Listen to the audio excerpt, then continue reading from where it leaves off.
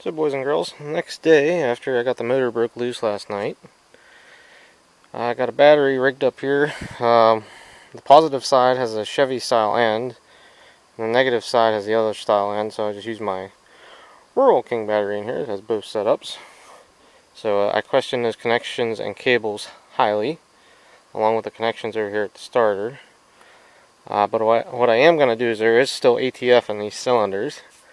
So I'm going to pull the spark plugs back out, and I'll probably lean them up against a block, and at the moment I'm not worried about spark. I'll get to that in a minute. And just see what we have going on here, because I've only heard the motor turn over from back there. So let's see what we got happening here, and I'll bring you guys back. So I'm going to show you guys this. I had high hopes for electrical cables, but I really don't. It's actually melted over here, but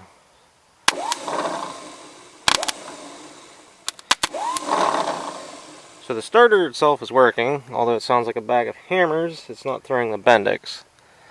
So, and what that means, we get to pull the starter and probably break those bolts off. Great. Grand. Okay. Steve, try. Try again. Try again. Alright, hopefully you guys can see I finally got the starter loose. Of course, the bolt clear up top here I had to heat up. Busted open my finger that I exploded there in July. But yeah, the starter should be ready to come out. So let's see what's behind door number 1 here, shall we? I don't have the tripod here, so let me yank the starter and I'll show you guys. This is one of these 3-minute ordeals that turns into a 3-day ordeal. So, near as I can tell, the starter won't come out of there unless you pull either the oil filter or the carburetor. I don't know that I'm quite willing to pull the oil filter yet, because if I pull the oil filter, I might as well put a new one on it. So, more than likely going to pull the carb. And when I pull the carb, who knows what else I'm going to break. So, I'm kind of at the, I would call it frustrated stage. So, I guess I'm going to try pulling that fuel line. Then I'll try the bolts or nuts, whatever they are, for the carburetor. And I'll bring you guys back again. You guys willingly work on this era of Fords? You guys are a different breed. Excuse me, altogether. So, okay. But the, yeah, the gear definitely looks rusted up.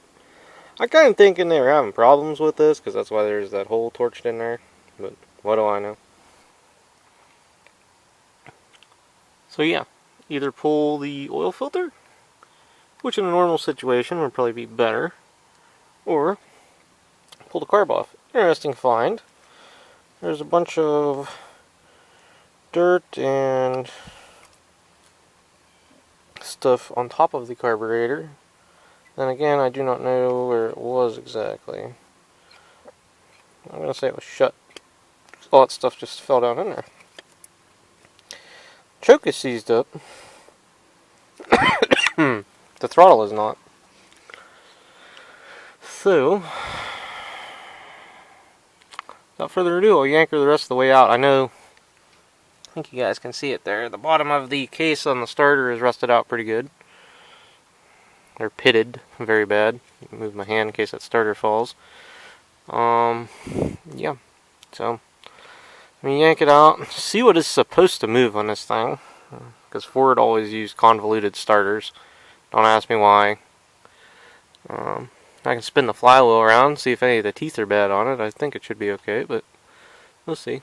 But I can spin it right here with that pry bar. So, alright, give me a couple minutes here and I'll bring you guys back. Oh, you guys are staring at the tire rod end. What's it look like in there?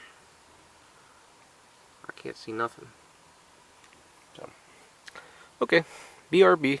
Also, what is this? What is this? Is that a way to lock the clutch down? Also, these are the kind of people that shouldn't have been allowed to have cutting torches. Just gonna put that out there. Cutting torched everything. I just realized that's a random piece of wire there. What does that go to? I don't know. Looks like those were the wires they were using for the solenoid. The solenoid is broke, and so is the muffler. So, I guess we'll just pull the muffler off. I do have a muffler up in the shop, if this piece back here is any good. And we can cut the bolt if we want.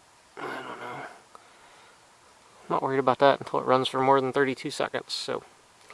Okay, boys. I'll bring you guys back when I get there.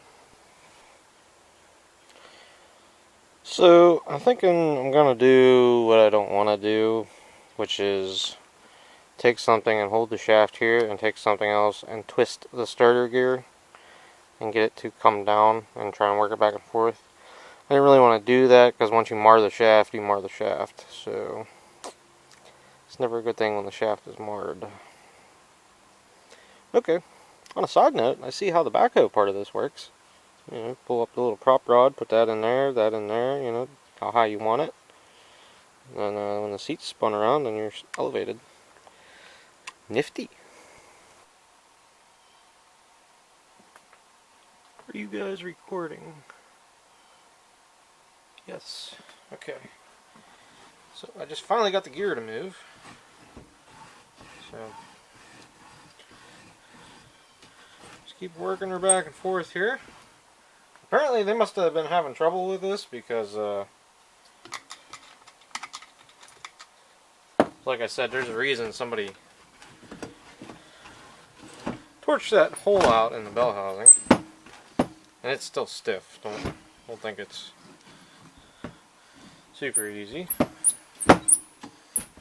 That's nice. I bet you that sounds nice through the speakers. You headphone guys are going to be upset.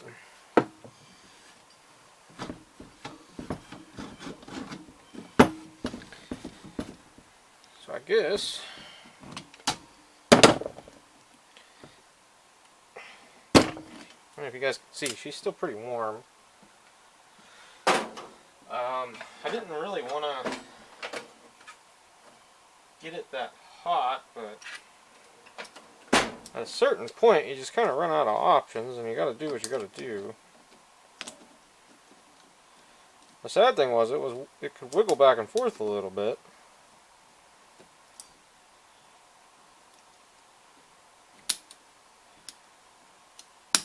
Get that gear to come out at least another 1/4 inch or so now. Anyhow, yeah, you can see it's not going the whole way up.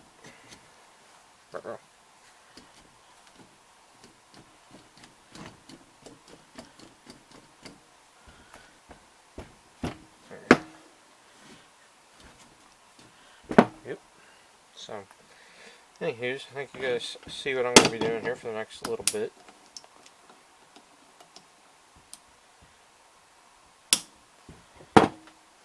Just to think, I almost packed up and called it a day figuring the starter was going to be total garbage.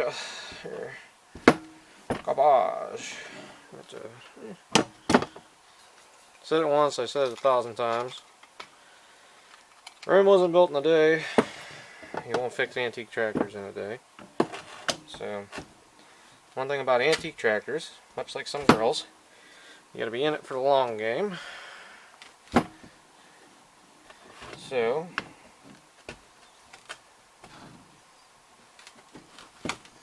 now that I've made a 90-minute long clip of this, I'm going to do a short one for Facebook. Hold on.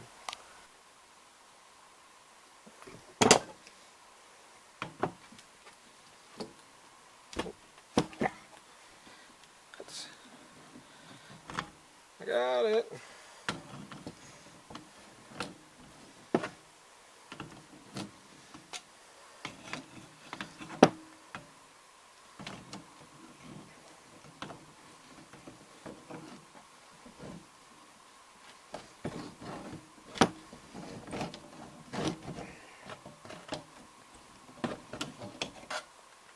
There you go. Hey boys. Oh, losing my voice. Bench test. Need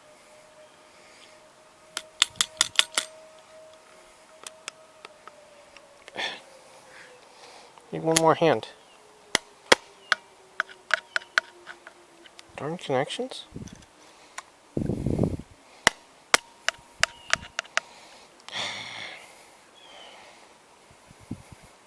Need to go get the tripod. I'm gonna have to go get the tripod. Okay. Well, okay. Hopefully you guys will be able to see good enough and I can play with the connections.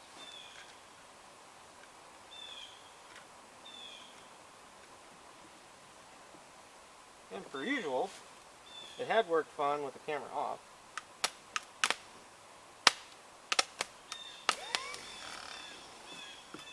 So it is throwing the bendix out.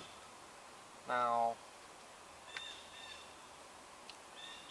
whenever the motor starts and this stops, that'll be what throws throws it back in, and you can see it's actually spring loaded, so it doesn't. If it throws it in so hard, it absorbs it. I believe is what that's supposed to do.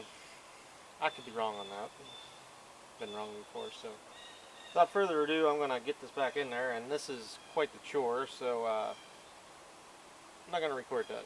Plus, I only have like 120 minutes of record time left on there, and I got a parade and a show this weekend. I think I'm gonna have to take a spare memory card with me. Yep. Okay, be back, guys. Alright, boys, take one of reinstalling the starter.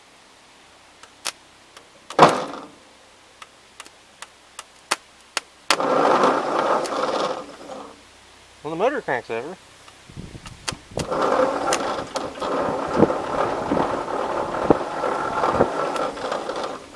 It has some compression. It's sucking my hand up on. The spark plugs are not tight, so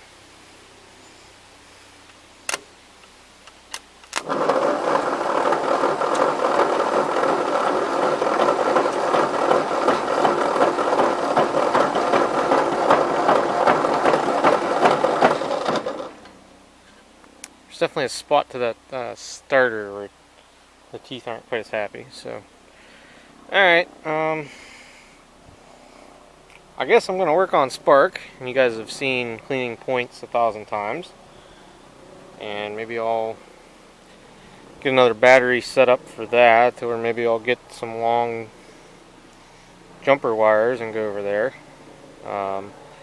Just hit it with some carb cleaner and see if it'll poof once. Right? Right. See if you guys can see if that flywheel flexes at all. I kind of don't think so.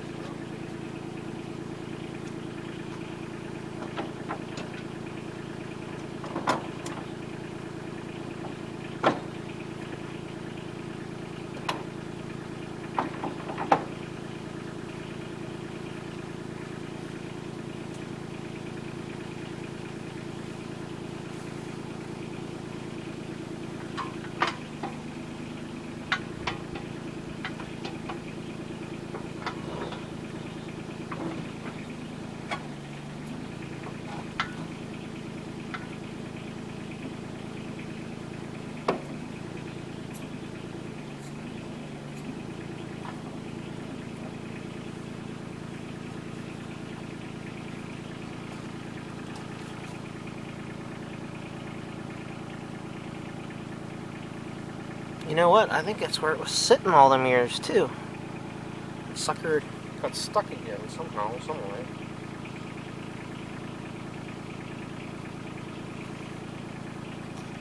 Go back the other direction now.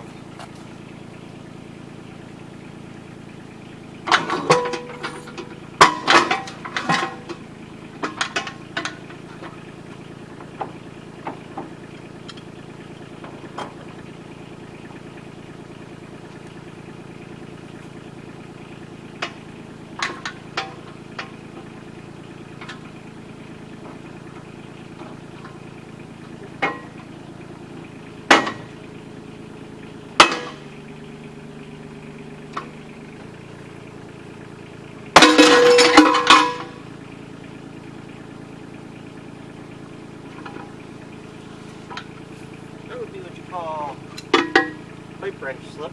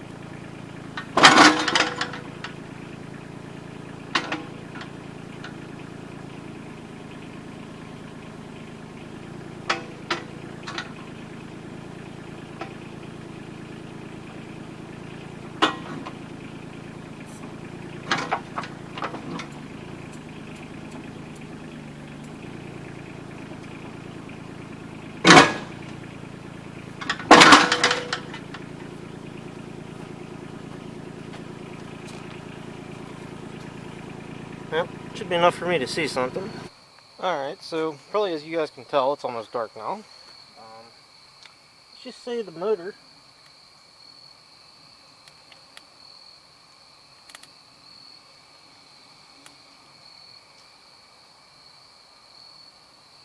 oh, that's interesting. Okay, it kind of makes sense. So I might have to go back to switching the positive.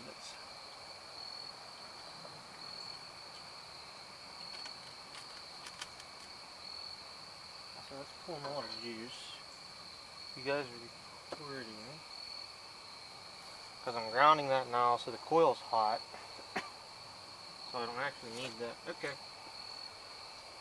Triple check it's out of gear. Set PTO off. At the moment, there is blaster in the cylinders. That's an ATF, so if it has spark, maybe it'll pop off. I do have some carb cleaner, but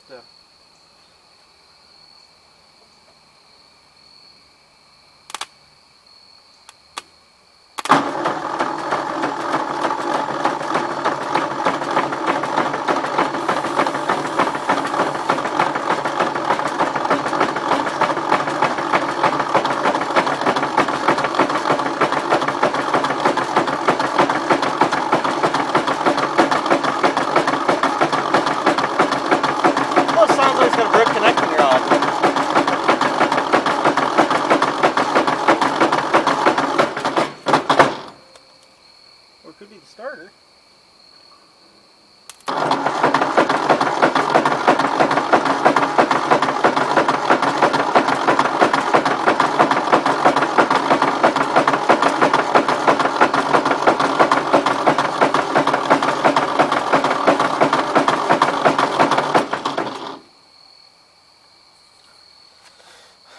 Well, A is, I don't think it has spark. Although it's pulling juice. The B is, this motor just doesn't sound happy.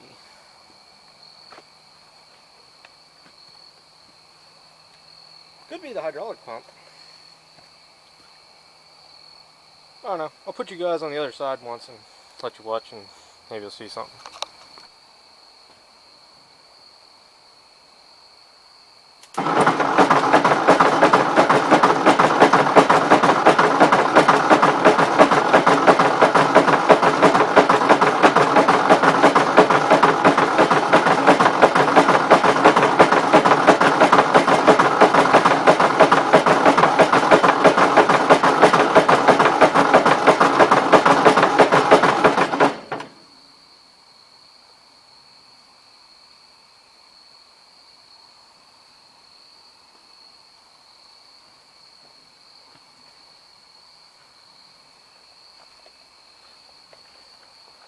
I don't know about you guys, but it kind of sounds like a motor with a